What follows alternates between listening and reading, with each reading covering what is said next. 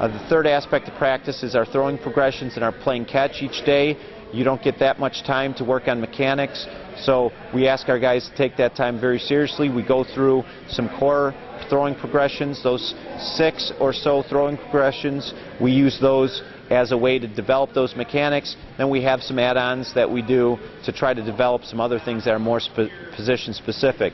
But those throwing progressions, you know, a lot of times you go out and kids just play catch. They don't play catch with a purpose, and when that happens, they're not always getting better. Their arm may be getting more conditioned, but are they doing things properly? If you spend any part of the time that you're focusing in practice, throwing progressions is a huge part of that, because in order to win baseball games, you got to be able to play catch.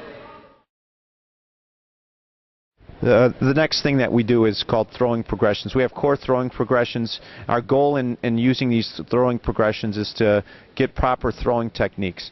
First thing is guys have to have the proper grip. We're all 4-seam grips. And the idea is to try to get a 4-seam spin so that the ball spins straight towards their partner. The cutting doesn't happen at all. The first one is called a wrist isolation, or wrist pops we call them. We're trying to keep the elbow up about shoulder height. We're trying to support our arm, and then what we're really doing is focusing on the wrist throwing the ball. Okay, so the only joint that we're really using is our wrist. So usually we do this about 5 times each. We're focusing on the rotation of the ball, trying to get a lot of spin on the ball, and really focusing on staying behind the ball with our fingers. All right, the second one that we'll do is called an elbow isolation. Same general idea, except now the guys are going to be using both their elbow and their wrist. So if you notice, it's straight line with their partner, and what they're doing is they're extending almost like a basketball shot, follow through, and they're really focusing again with their they should be having their fingers pointing down after they follow through. So they bring the ball back, try to touch it to their shoulder, and then forward, really again focusing on proper mechanics and proper rotation. So the first one that we did was called a wrist isolation. Second one's called an elbow isolation. After those first two, we usually put our gloves on and back up a little bit. Depending on your age, it may differ how far apart you do these drills. The idea is not for kids to struggle with the distance, but rather focus on the mechanics. The next one is more of a goalpost look, and the idea is the hands are going to be up in what would be a power position if we're standing. The elbows are up, looking kind of like a goalpost, and what they're going to do is they're going to rotate. They're going to use the same elbow and wrist rotation that they were using before, and then they're going to follow through over their front leg. Notice that these guys are tucking their gloves. They should be bringing their chest to their target and following through over their legs. Okay, this is a good mechanic to stay behind your ball.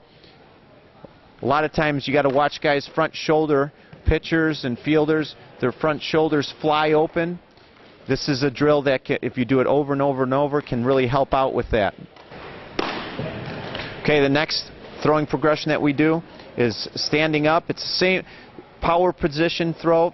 So they start in the same goalpost power position, but this time their legs are spread, their hands are up. The only difference between what they did last time and what they're doing now is that they're following through over their front.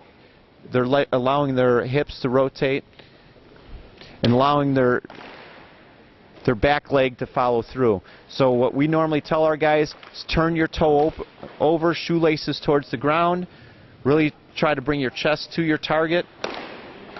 And then if you're doing everything properly and bring your chest to the target, your back leg will have no choice but to follow through. Again, your front side, you're focusing on tucking that glove like a pitcher does, working on all of your body action staying behind the ball, your elbow, wrist, shoulder, entire rotation working together, trying to get that good spin on the ball. The next thing that we usually do is just crow hop and play catch. So we're kind of close together for varsity players, but what we start to do is throw the ball back and forth, focusing on the crow hop. As we're receiving the ball, our guys should be receiving the ball with their hands up. As they're getting ready to throw it, they're back in that good power position. Get a good crow hop towards their target and make a good strong throw. Depending on what position they play, we'll start to incorporate some different things. Catchers, some transitions. There's a lot of different things that you could do while you're playing catch that are position specific. Right now, position specific. Right now, we're just working on a good crow hop, good throwing mechanics, and receiving the ball properly. Usually, as we're playing catch outside, we widen out to about 120 feet, which we're not able to do inside. And then what we start to do is we start to inch in towards the end of our throwing practice. As they start to inch in, we do what's called cougar catch.